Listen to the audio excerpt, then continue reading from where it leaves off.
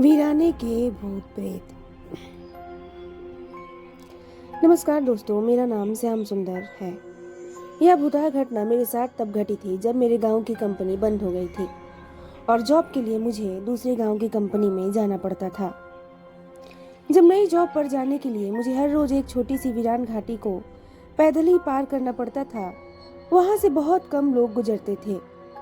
मैंने घाटी के बारे में गांव के लोगों से भूत प्रेत की काफी सारी बातें सुन रखी थी।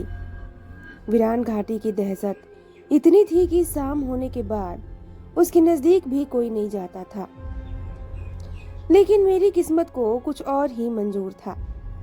नई कंपनी में अचानक से नाइट शिफ्ट शुरू हो गई थी और पहली ही शिफ्ट में भी नंबर लग गया।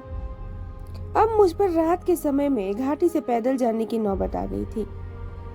यह बात मैंने सबसे पहले जाकर मेरी पत्नी मीरा को बताई। उसने बड़े प्यारे स्वरों में कहा, परेशान मत होना श्याम सुंदर जी, ये दिन भी बीत जाएंगे। फिर हम दोनों मैं घर का कुछ कीमती सामान बेचकर मेरे एक दोस्त की पुरानी बाइक खरीद ली। रात को मैं सही समय पर घर से अपनी बाइक पर निकला।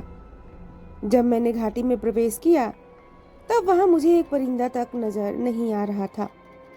लेकिन घाटी के बीचों बीच पहुंचने पर अचानक से मेरे आसपास ठंड बढ़ने लगी और कहीं से घना कोहरा जमा होने लगा था। जब मैं उसे कोहरे से बाहर निकला तब मुझे बाइक कुछ वजनदार लग रही थी। हालांकि उस बात पर मैंने ज्यादा ध्यान नहीं दिया था। बिना रुके और पीछे मुड़े मैं काम पर पहुंच गया। घाटी के रास्ते में कुछ इक्का दुक्का आवाजें आई थीं, पर मैंने गाड़ी बिल्कुल भी नहीं रोकी।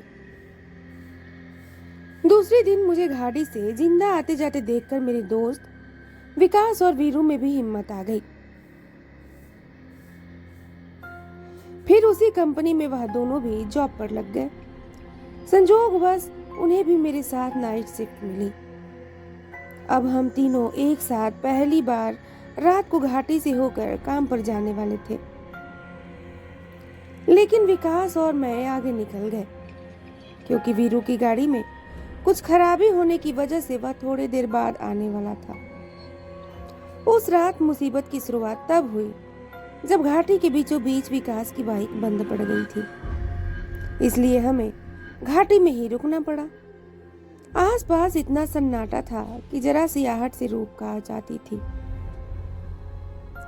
विकास लगातार बाइक स्टार्ट करने की कोशिश कर रहा था।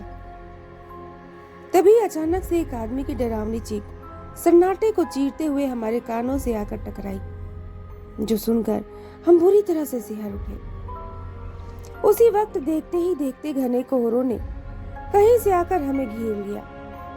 मैंने विकास से कहा, भाई तू गाड़ी यहीं रख, बाद में दिन के उजाले में आकर जाएंगे लेके, क्योंकि अभी यहाँ रुकना खतरे से खाली नहीं लग रहा। फिर हम दोनों मेरी बाइक पर सवार हुए। रास्ते में दोनों के मुंह से एक भी शब्द नहीं निकल रहा था। दोनों के दिमाग में बस एक ही बात घूम रही थी, जल्द से जल्द इस मनहूस घाटी को पार करना है। तभी पीछे से हॉर्न बजाते हुए वीरू ने हमें ओवरटेक कर लिया। बाइक पर उसके साथ एक और अनजान आदमी भी बैठा था। मैंने वीरू से पूछा, आज तुम्हारे साथ यह चाचा कौन है? हमसे भी तो पहचान करवा दे। वीरू ने जवाब दिया, कौन से चाचा, मैं तो अकेला आया हूँ। मैंने कहा, फिर तेरे पीछे बाइक पर कौन बैठा है? वीरू बोला, श्याम सुंदर, तू क्या मेरी फिरकी ले रहा है? इतना कहकर वीरू ने अपने बाइक के हैंडल से एक हाथ हटाकर पीछे घुमाकर दिखाया और हमारे सामने उसका वह हाथ उसके पीछे बैठे आदमी के शरीर से आर पार चला गया। फिर वहां जान आदमी हमारी तरफ देखकर मुस्कुराने लगा। वह भूतिया नजारा देखकर विकास और मेरे हाथ पैर ठंडे पड़ गए। हम दोनों को कुछ भी बोल नहीं पा रहे थे। आवाज जैसे गले में ही अटक गई थी। फिर मैं गाड़ी उसके आगे भगाने की कोशिश करने लगा, पर गाड़ी ना ही आगे जा रही थी और ना ही उसमें ब्रेक ही लग रहे थे। उस वक्त मुझे लगा कि बाइक का हैंडल तो मेरे हाथ में है, पर चलाने वाला कोई और ही है। हम वीरू की तरफ ना देखने की कोशिश कर रहे थे। विकास ने मुझे कसकर पकड़ के रखा था। हम दोनों डर से कांप रहे थे। वीरू हमारी बाइक के बराबर बाइक चलाने लगा और हमारी नजर ना चाहते हुए भी उस भूत पर पड़ रही थी। वह अभी भी हमारी तरफ ही देख रहा था। उसके चेहरे पर एक शैतानी मुस्कान थी।